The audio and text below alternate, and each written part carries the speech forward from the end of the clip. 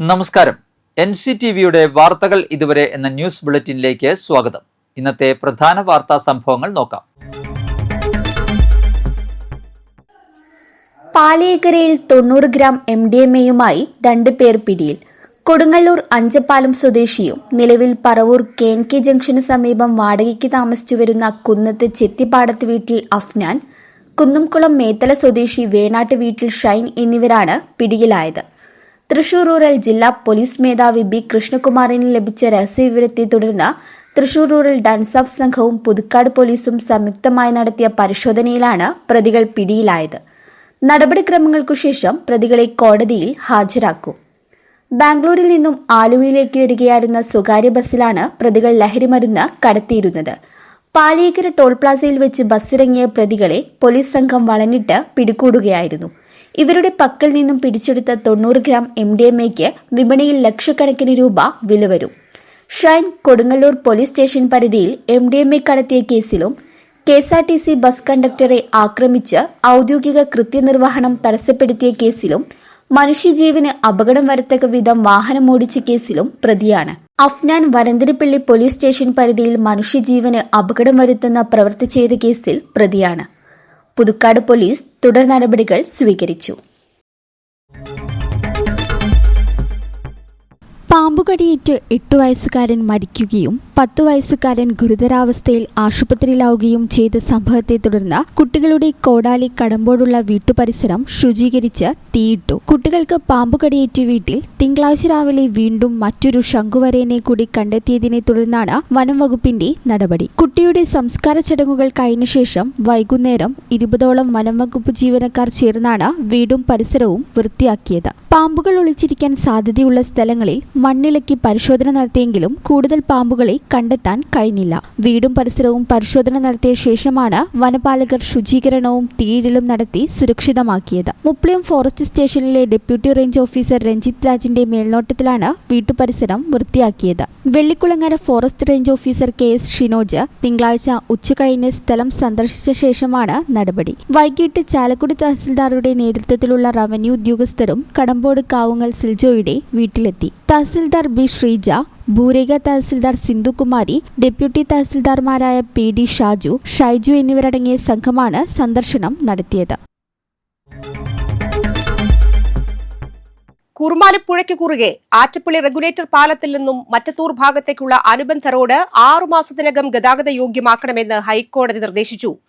20 വർഷം മുൻപ് 4.75 കോടി രൂപയിൽ ആരംഭിച്ച പദ്ധതി 17.24 കോടി രൂപ ചിലവഴിച്ചിട്ടും ഇതുവരെയും കമ്മീഷൻ ചെയ്യാനോ ഗതാഗത യോഗ്യമാക്കാനോ കഴിഞ്ഞിട്ടില്ല. ഇനിയും നിർമ്മാണം പൂർത്തിയാക്കാൻ 13.90 കോടി രൂപ വേണമെന്നാണ് ജലവിഭവ വകുപ്പിന്റെ എസ്റ്റിമേറ്റ് കണക്ക്. പാലം നിർമ്മിച്ച് ഗതാഗതത്തിന് തുറന്നു കൊടുക്കാത്തതിന് പിന്നാലെ മറ്റത്തൂർ ഭാഗത്തേക്കുള്ള അനുബന്ധ റോഡിൽ വലിയ ഗർത്തം രൂപപ്പെടുകയായിരുന്നു. ഇത്രയും തുകയും 4 സർക്കാർ കാലഘട്ടവും ചെലവഴിച്ചിട്ടും ഗതാഗതം പോലും സാധ്യമായിട്ടില്ല. വാഹന സഞ്ചാരം സാധ്യമാക്കണമെന്നാവശ്യപ്പെട്ട് Attappally regulator cum bridge committee secretary Joseph Chethalan നടത്തിയ പൊതു താൽപര്യ ഹർജിയിലാണ് ഇപ്പോൾ ഹൈക്കോടതിയുടെ ഉത്തരവ്. അനുബന്ധ റോഡ് നിർമ്മാണത്തിന് മാത്രമായി വകുപ്പ് തയ്യാറാക്കിയ തുകയ്ക്ക് ആരും കരാറെടുക്കാൻ തയ്യാറായില്ല.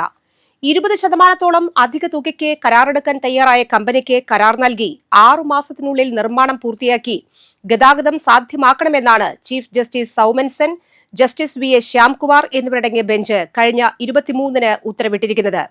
പരാതിക്കാരനായി സീനിയർ അഭിഭാഷകൻ രഞ്ജിത്ത് തമ്പാനാണ് ഹർജി സമർപ്പിച്ചത്.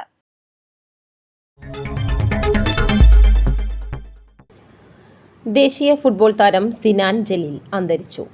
ബൈക്ക് അപകടത്തെ തുടർന്ന് ചികിത്സയിലിരിക്കെ തൃശൂരിലെ സ്വകാര്യ ആശുപത്രിയിൽ വെച്ചായിരുന്നു അന്ത്യം. ചവക്കാട് ചേറ്റുവ സ്വദേശിയായ സിനാൻ ദേശീയ സ്കൂൾ ഫുട്ബോളിൽ കേരളത്തിനായി കിരീടം ചൂടിയ ടീമിലെ പ്രധാന താരമായിരുന്നു. കേരള ഫുട്ബോളിന്റെ ഭാവി വാഗ്ദാനമെന്ന് വിശേഷിപ്പിക്കപ്പെട്ട സിനാൻ ജലീലിന്റെ വിയോഗം കായിക പ്രേമികളെ നൊമ്പരത്തിലാഴ്ത്തി. കഴിഞ്ഞ ശനിയാഴ്ച രാത്രി ചവക്കാട് വെച്ചുണ്ടായ ബൈക്ക് അപകടത്തിലാണ് സിനാന് ഗുരുതരമായി പരിക്കേറ്റിരുന്നത്. തൃശൂരിലെ സ്വകാര്യ ആശുപത്രിയിൽ തീവ്രപരിചരണ വിഭാഗത്തിൽ ചികിത്സയിലിരിക്കെ തിങ്കളാഴ്ച ഉച്ചയോടെ മരണം സംഭവിക്കുകയായിരുന്നു. 18 വയസ്സായിരുന്നു. മുത്തൂറ്റ് FC താരമായ Sinan sub junior, junior, under-19, അണ്ടർ-20 വിഭാഗങ്ങളിലായി സംസ്ഥാന തലത്തിൽ മലപ്പുറം ജില്ലയ്ക്ക് വേണ്ടി ബൂട്ടണിഞ്ഞിട്ടുണ്ട്. ഒഡീഷയിൽ വെച്ച് നടന്ന ജൂനിയർ BC റോയ് ഫുട്ബോൾ ചാമ്പ്യൻഷിപ്പിലും ഈ വർഷം ദേശീയ സ്കൂൾ അണ്ടർ 19 ഫുട്ബോൾ കിരീടം ചൂടിയ കേരള ടീമിലും മികച്ച പ്രകടനം കാഴ്ചവെച്ച താരമാണ് സിനാൻ ജലീൽ. മലപ്പുറം, തിരൂർ, കൂട്ടായി മൗലാന മുഹമ്മദ് കുട്ടി മെമ്മോറിയൽ സ്കൂളിലെ സ്പോർട്സ് ഹോസ്റ്റൽ വഴിയാണ് സിനാൻ തന്റെ കായിക കരിയർ വളർത്തിയെടുത്തത്. നിലവിൽ അത്താണിക്കൽ MIC സ്കൂളിലെ +2 വിദ്യാർത്ഥിയായിരുന്നു. വിവിധ പ്രായപരിധിയിലുള്ള സംസ്ഥാന ദേശീയ മത്സരങ്ങളിൽ മികവ് തെളിയിച്ച സിനാന്റെ വേർപാട് കേരള ഫുട്ബോളിന് വലിയൊരു നഷ്ടമാണ്. സർക്കാർ ജീവനക്കാർ, സർവീസ് പെൻഷൻകാർ, അവരുടെ ആശ്രിതർ എന്നിങ്ങനെ 30 ലക്ഷത്തിലേറെ വരുന്ന ഗുണഭോക്താക്കൾക്ക് ആശ്രയമായ മെഡിസെപ്പ് പദ്ധതിയെ നിയമലംഘകരായ ഓറിയന്റൽ ഇൻഷുറൻസ്, സ്വകാര്യ ആശുപത്രി, ലോബി എന്നിവരിൽ നിന്നും സംരക്ഷിക്കണമെന്ന് Kerala state service pensioners union Kodakara block സംയുക്ത സമ്മേളനം ആവശ്യപ്പെട്ടു. പുതുക്കാട് നടന്ന യോഗം സംസ്ഥാന കമ്മിറ്റി അംഗം KM ശിവരാമൻ ഉദ്ഘാടനം ചെയ്തു. പ്രസിഡന്റ് T ബാലകൃഷ്ണ മേനോൻ അധ്യക്ഷത വഹിച്ചു. KV Ramakrishnan, P Thankam, K Sukumaran, TA Velayudhan, K Sadanandan, MK Santhakumari, PV Sharngan, VM Hamsa, PM Haneefa, K Sivadasan, Franco Mannali, CK Joseph തുടങ്ങിയവർ പ്രസംഗിച്ചു. വടക്കാഞ്ചേരി എങ്കക്കാട് കാറും സ്കൂട്ടറും കൂട്ടിയിടിച്ച് സ്കൂട്ടർ യാത്രികൻ മരിച്ചു. വാഴാനി കാക്കിനിക്കാട് നെല്ലിച്ചോട്ടിൽ വീട്ടിൽ കൃഷ്ണൻകുട്ടിയുടെ മകൻ അഖിലാണ് മരിച്ചത്. 31 വയസ്സായിരുന്നു. തിങ്കളാഴ്ച രാത്രി ഓട്ടുപാറ വാഴാനി റോഡിൽ എങ്കക്കാട് കയറ്റത്ത് വെച്ചായിരുന്നു അപകടം. വാഴാനി ഭാഗത്തേക്ക് സ്കൂട്ടറിൽ പോവുകയായിരുന്നു അഖിൽ. ഗുരുതര പരിക്കേറ്റ അഖിലിനെ ഉടൻ ആശുപത്രിയിൽ എത്തിച്ചെങ്കിലും രക്ഷിക്കാനായില്ല. പ്രവാസിയായ അഖിൽ ലീവെടുത്ത് നാട്ടിലെത്തി ഇലക്ട്രീഷ്യൻ വർക്കുകൾ ചെയ്തു വരികയായിരുന്നു. കാലാവസ്ഥ.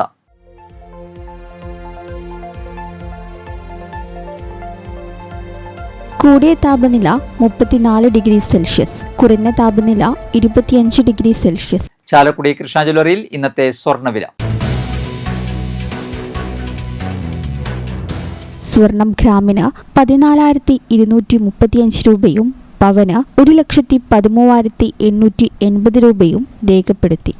ഇതോടെ വാർത്തകൾ ഇതുവരെ എന്ന ന്യൂസ് ബുള്ളറ്റിൻ സമാപിക്കുന്നു. നന്ദി, നമസ്കാരം.